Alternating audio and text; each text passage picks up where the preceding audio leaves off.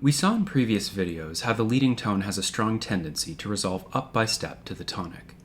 Diatonic tonal music contains another common tendency tone called a chordal seventh, which is created by stacking an additional third on top of a triad.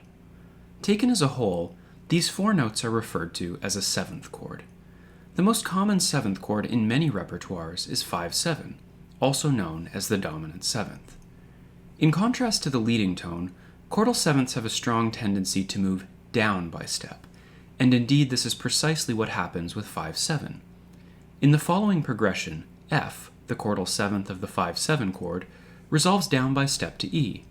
In general, resolve chordal sevenths down by step. 5/7 has an especially strong sense of direction because it contains both the leading tone and a chordal seventh, which, taken together, form a tritone. This powerful gravitational force renders 5/7 unstable, a feature composers often use to their advantage by placing it directly before the final tonic of a piece. The specific tendencies of the leading tone and chordal seventh result in some unusual scenarios.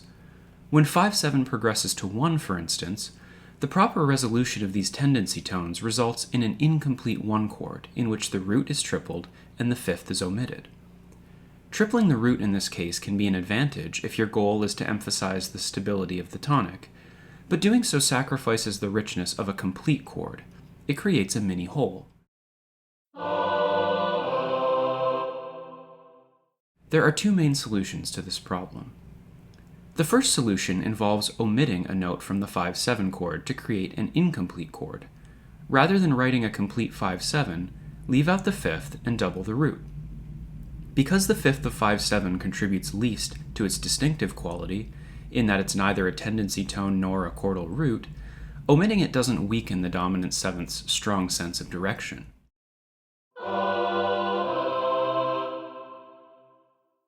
The second solution involves placing the leading tone in an inner voice, leaving it unresolved, instead leaping down by third to the fifth of 1.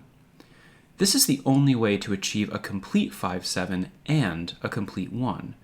Because the outer voices of a 4-voice setting are the most perceptually salient, the leading tone's lack of resolution doesn't create much of a bump in the texture, as it would if it were in an outer voice, like the soprano or the bass.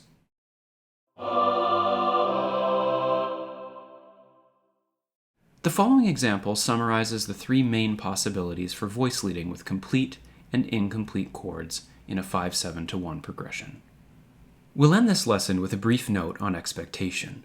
Because the dominant seventh chord contains such high harmonic tension, it creates strong expectations for what will follow.